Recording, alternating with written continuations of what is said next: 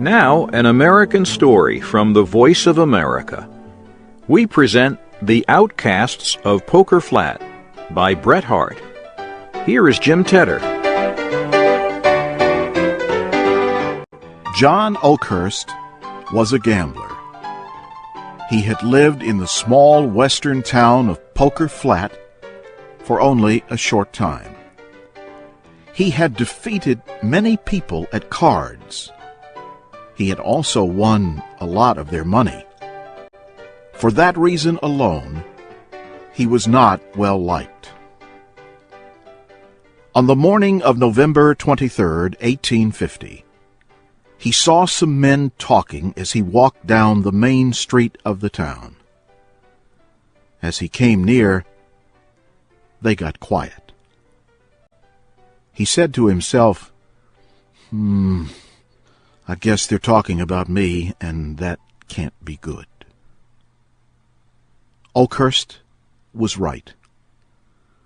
Some of the town's leaders had met secretly and decided to force some people to leave.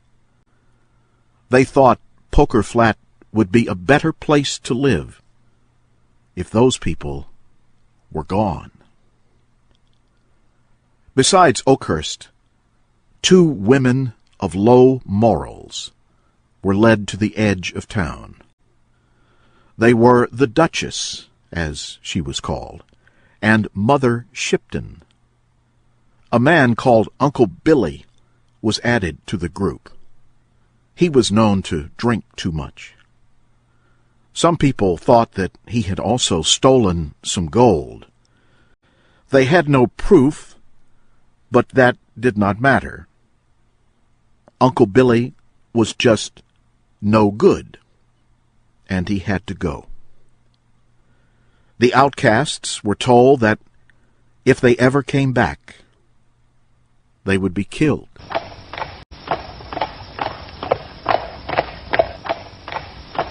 So the 4 of them slowly rode out of town. The Duchess cried and said she would probably die on the road. Mother Shipton and Uncle Billy cursed. Damn it! Mother said she would like to cut the heart out of the people who had done this to them. But John Oakhurst rode in silence. He thought all of life was a gamble. He had just run into some bad luck.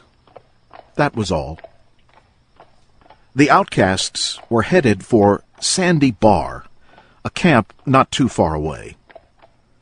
But it was high up in the cold Sierra Mountains, and the path was anything but smooth.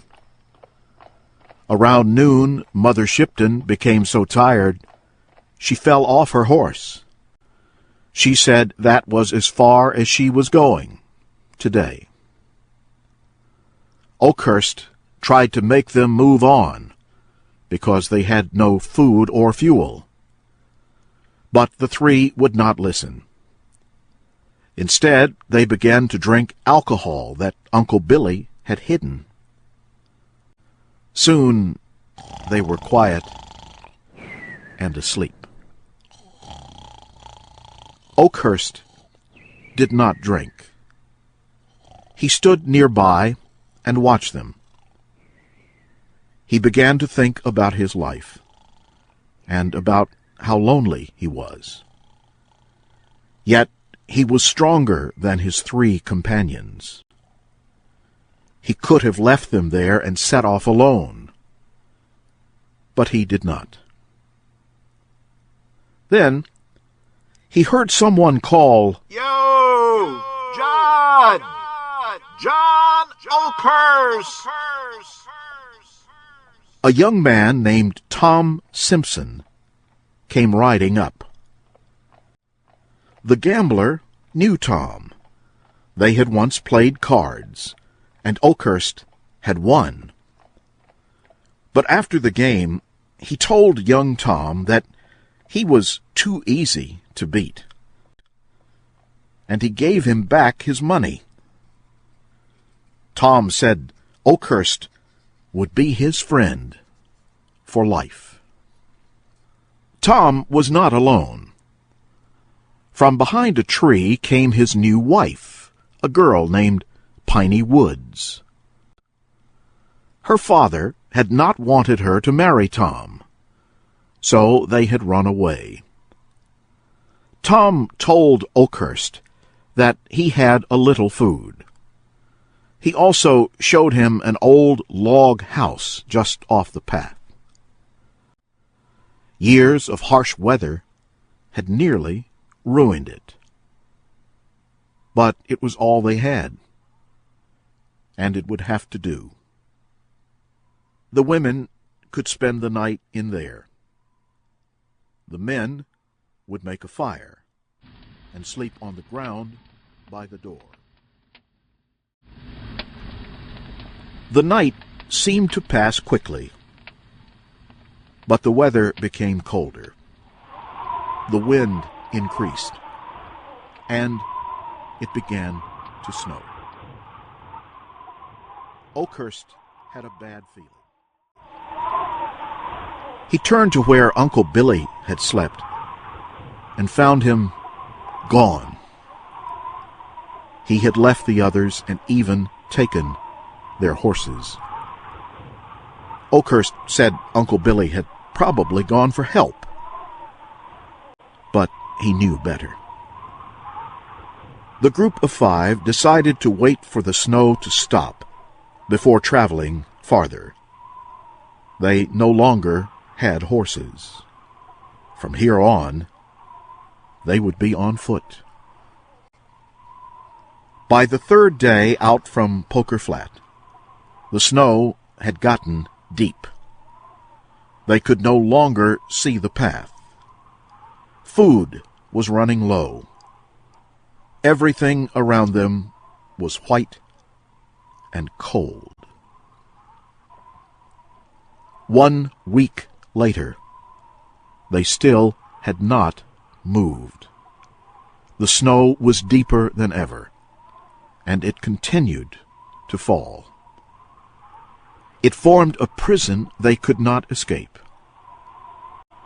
Still, they could see smoke rising from the warm fires in the houses down below in Poker Flat. The sight seemed especially cruel. But the little group of outcasts tried to keep up their spirits. They tried to stay as warm as they could. They sat together by their own open-air fire, and Tom Simson pulled out a small accordion from his pack.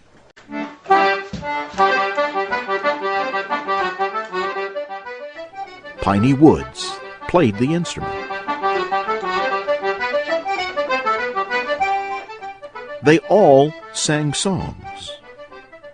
The music took on a defiant quality, a quality of resistance.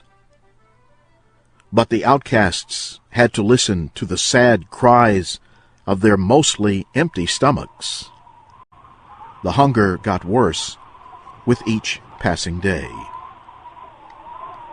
At midnight on the 10th day, Mother Shipton called Oakhurst to her side. She said, "Give this to the young ones." In a bag was all her food. She had not eaten for days. She had saved the food for the others. She turned quietly to the wall of the log house and died. John Oakhurst began to think that none of them would live out the storm. He gave Tom Simson a pair of snowshoes and asked him to try to walk back to Poker Flat for help.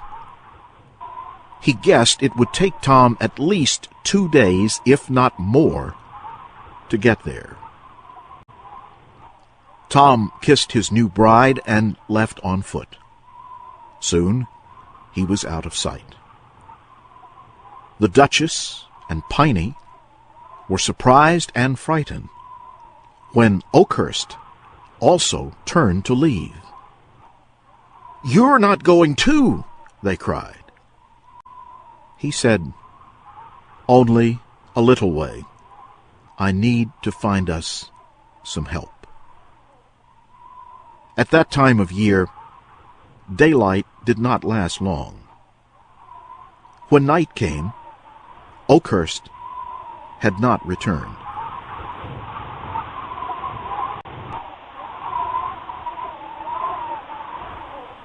The two women were too hungry, weak, and cold to even add more wood to the fire.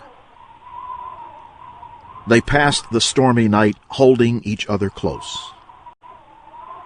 And that is the way they were found the next morning, when help arrived from Poker Flat. They had frozen to death during the night. The rescuers from town said that they had been right to force the outcasts to leave Poker Flat. But they never thought the punishment would end up like this. Justice was one thing, but freezing people to death was not their aim. And then they thought of the gambler. Where was he? What had happened to him? They searched as best they could. And then they found him. Under a tall tree, a playing card was stuck into the wood by a knife. On the card was written, "Beneath this tree lies the body of John Oakhurst, who had some bad luck starting the 23rd of November, 1850. He handed in his cards on the 7th of December, the same year. Cold and still. They said he looked peaceful. A single bullet from a small handgun nearby had ended his life. John Oakhurst had been both the strongest and the weakest of the outcasts of Poker Flat.